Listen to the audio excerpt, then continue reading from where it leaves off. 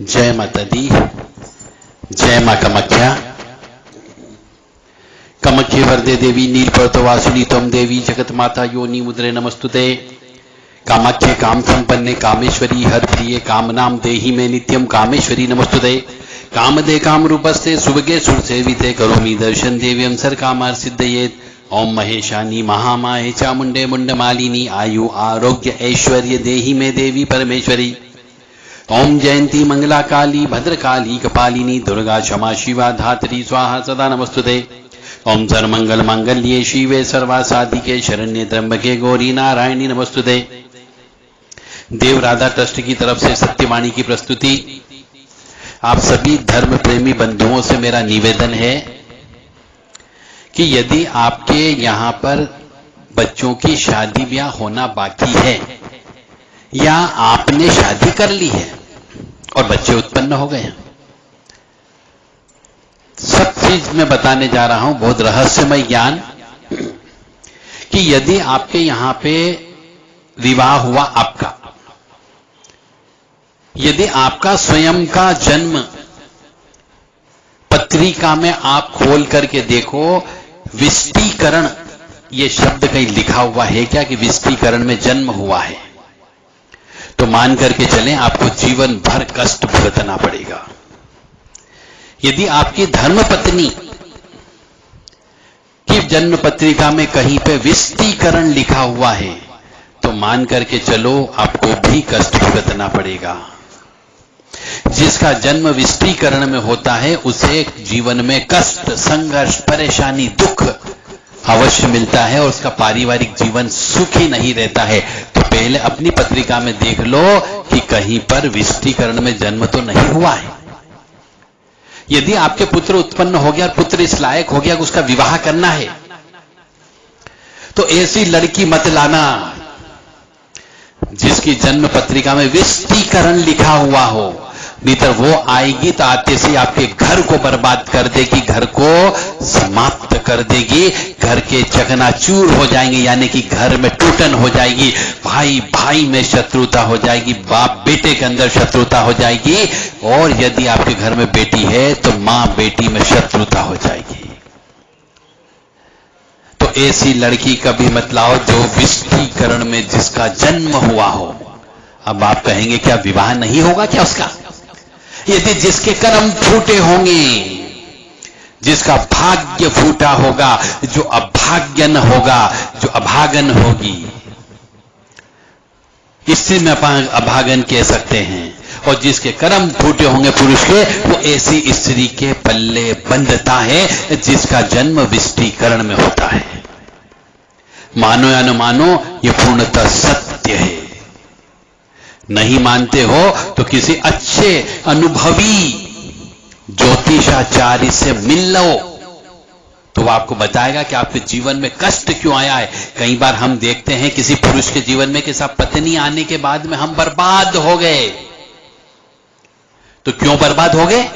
वो उस विष्टीकरण के अंदर आपकी धर्मपत्नी उत्पन्न हुई थी।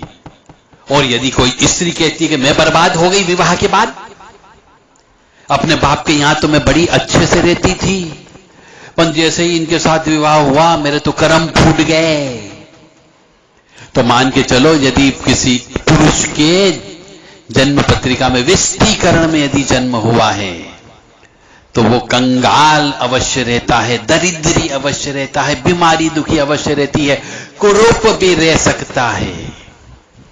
और यदि आपके यहां पे लड़की है जिसका विवाह करना है तो विष्टीकरण में जिस पुरुष का जन्म हुआ उसके साथ विवाह मत करना, चाहे वो कितना ही बड़ा आदमी हो। एक समय ऐसा आएगा कि बर्बाद हो जाएगा। ऐसा मैं इसलिए बोल रहा हूं कि ये ज्योतिष का नियम है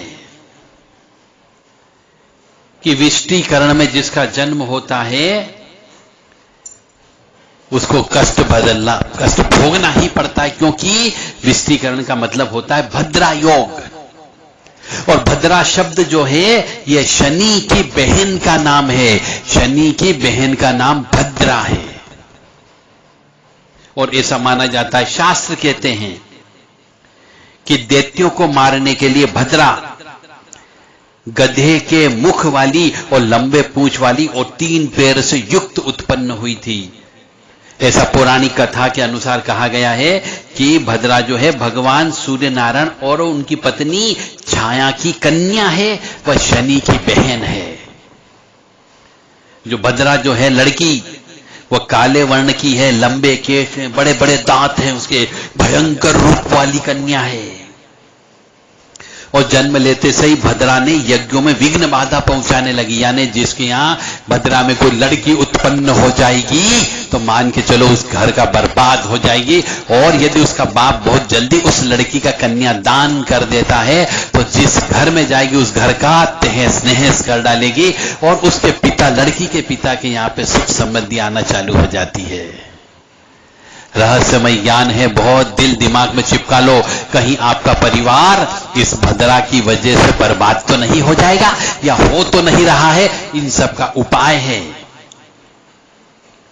तो जब भद्रा उत्पन्न हुई तो यज्ञों में विघ्न बाधा पहुंचाने लगी, मांगलिक कार्यक्रम नहीं होने देती थी, उसके अंदर उपद्रव करने लगी और सारे जगत को पीड़ा देने लग गई। वो उसका स्वभाव भी दुष्ट होता है।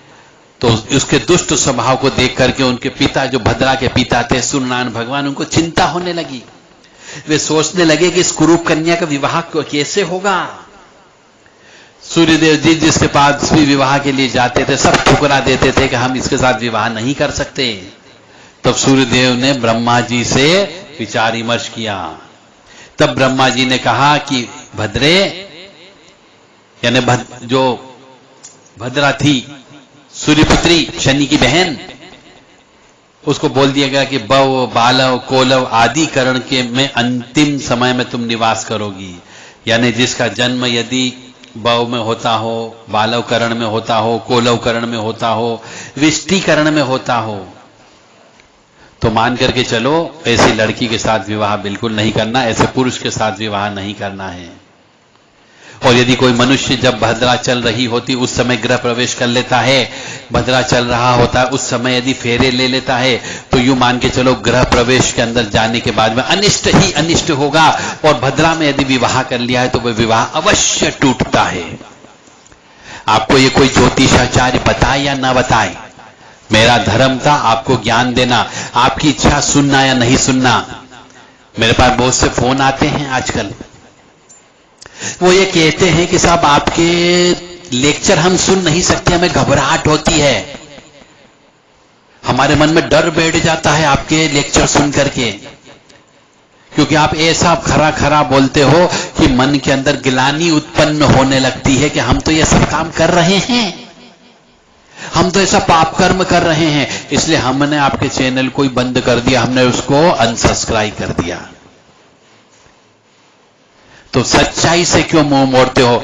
मैं पाप कर्म के गर्त से आपको बचाना चाहता हूं और आप पाप कर्म में ही जाना चाहते हो। वो आपके कर्म का लेख है। यदि आपके भाग्य में दुर्भाग्य ही लिखा है तो दुर्भाग्य ही होगा। मैं कौन होता हूं आपको बचाने वाला? ग्रह नक्षत्र अपना खेल अवश्य करते हैं, आपके पिछले जन्म का प्रारब्ध अपना काम अवश्य करेंगे।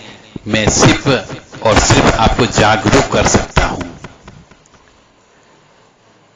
तो सभी धर्म प्रेमी माता बहनों से, भाई बंधुओं से, छोटे बड़ों से मेरा निवेदन है कि अपनी पत्रिका में ये अवश्य देख लें कि भद्रा में तो जन्म नहीं हुआ है, विष्टिकरण में तो जन्म नहीं हुआ है, बव नाम का करण होता है उसमें तो जन्म नहीं हुआ है, बालव नाम का करण है उसमें तो जन्म नहीं हुआ है, कोलव नाम का करण है उसमें तो जन्म नहीं हुआ है।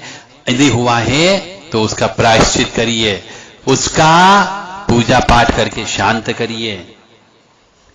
और भद्रा से बचने के कुछ नियम भी हैं, वो नियम आप चाहें तो हमसे व्हाट्सएप के माध्यम से पूछ सकते हैं। 9893128047 ये हमारा नंबर है। इस नंबर पर आप हमसे संपर्क करें ताकि आपको हम उचित उपाय इस चीज का अवश्य बताएंगे। जय माता दी, जय मां कामाख्या, मां भगवती जगत जननी आदि शक्ति भवानी, आह्लादिनी शक्ति, कष्ट निवारिणी, दुख निवारिणी, महिषासुर मर्दनी आपका कल्याण करें, आपको सुख दे, समृद्धि दे, शांति दे। जय माता दी, जय मां कामाख्या।